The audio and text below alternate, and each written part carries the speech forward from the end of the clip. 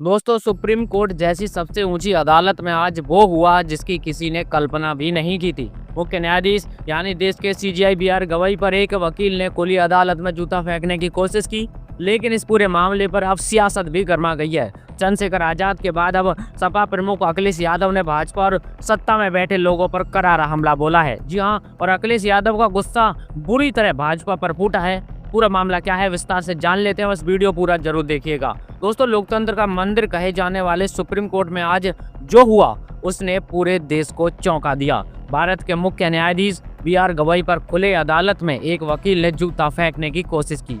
जी हाँ, अदालत की कार्रवाई के दौरान एक वकील ने अपनी जूती उतारी और सीजीआई की तरफ उछाल दी। साथ ही चिल्लाया, सनातन धर्म का अपमान नहीं सहेगा हिंदुस्तान। वहीं इस पूरे मामले पर सपा प्रमुख अखिलेश यादव ने तीखा वार किया है। अखिलेश यादव ने कहा है, कुछ लोगों के हाथ में जाकर तो जूता भी अपमानित महसूस करता है।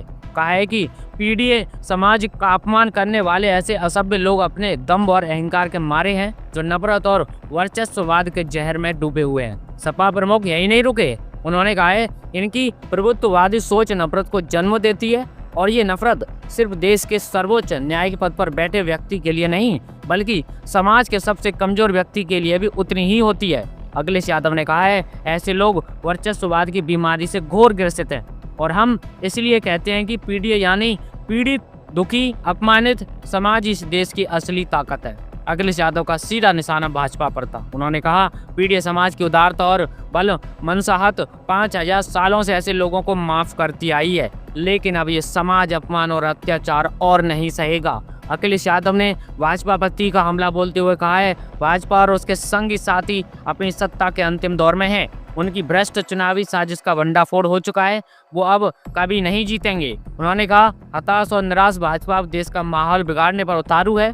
सत्ता के जाने का डर इन्हें ऐसे कुकृत्य करने पर मजबूर कर रहा है। अखिलेश यादव ने चेतावनी देते हुए कहा है, भाजपाई इस बार जाएंगे तो फिर कभी नहीं आएंगे, क्योंकि जब आबादी का 90% हिस्सा अपने हक और अधिकार के लिए जाग चुका है तो 10% का घमंड और सिंहासन अब टिकने वाला नहीं है। उन्होंने कहा, भारत के सामाजिक और राजनीतिक इतिहास में ये दौर अपमान बनाम सम्मान का संघर्ष है और पीडीए समाज इस संघर्ष को निर्णायक रूप से जीत कर रहेगा। अखिलेश यादव के इन शब्दों में सिर्फ नाराजगी नहीं बल्कि सत्ता की उस व्यवस्था पर भी सवाल है जहां आम आदमी, न्यायपालिका और समाज हर तरफ वर्चस्व और धमकाने की राजनीति दिखाई देती है। अब जरा सोचिए, सुप्रीम कोर्ट में जहां कानून और संविधान की रक्षा होती है वहां भी सनातन धर्म का अपमान नहीं सहेगा हिंदुस्तान का नारा लगाकर एक वकील जूता फेंकता है। क्या ये गुस्सा था या फिर सुनियोजित नाटक? क्या ये धर्म के नाम पर राजनीति करने वालों की नई स्क्रिप्ट है? और हैरानी की बात यह है कि सुप्रीम कोर्ट ने इस घटना पर कोई आपराधिक कार्रवाई भी नहीं की।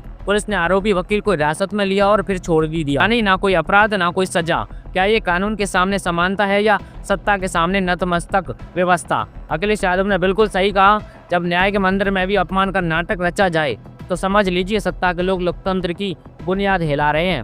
उन्होंने कहा कि भाजपा के लिए सत्ता अब धर्म का मुखौटा बन चुकी है, जहाँ ना न्याय की जगह बची है ना सम्मान की। आपको बताया ये भी जा रहा है कि वकील राकेश किशोर सीजीआई गवई की एक टिप्पणी से नाराज थे। दरअसल कुछ दिन पहले खजुराहो में भगवान विष्णु की खंडित मूर्ति की पुनर्स्थापना से जुड़ी एक याचिका पर सुनवाई के दौरान सीजीआई गवई ने कहा था कि मंदिर और धर्म का मामला अदालतों से ज्यादा समाज के सुधार पर निर्भर है। बस यही बात कुछ कट्टरपंथी तबकों को नागवार गुजरी। आपको बता दें दोस्तों, सवाल सिर्फ अब सीधा है, क्या ये देश नफरत और अहंकार से चलेगा या सम्मान, न्याय और बराबरी के रास्ते पर लौटेगा? क्योंकि जैसा अखिलेश यादव ने कहा, अब 90% जाग गए हैं तो 10% का घमंड ज्यादा दिन नहीं टिकेगा। ये दौर अपमान बनाम सम्मान का है और ये जंग अब निर्णायक होगी। फिलहाल आज की खबर यही थी, बाकी इस पर अब सियासत गर्मा चुकी है। चंद्रशेखर आजाद हो चाहे विपक्ष के बाकी और नेता हो, अब इस पर अपनी अपनी राय टिप्पणी कर रहे हैं। फिलहाल आप सब लोगों का इसके बारे में क्या सोचना है, अपनी राय हमें कमेंट करके जरूर बताएं और आगे भी देश दुनिया के और भी तमाम खबरें पाते रहने के लिए हमारे साथ जुड़ जाइए, हमें सपोर्ट कीजिए, हमारे वीडियो को लाइक कीजिए, चैनल को सब्सक्राइब भी जरूर कीजिए ताकि आगे भी आपको इस प्रकार की और भी खबरें मिलती रहे। चलिए, जल्दी मुलाकात होगी अगली किसी और खबर के साथ। तब तक के लिए अपना ख्याल रखिए। नमस्कार, जय हिंद।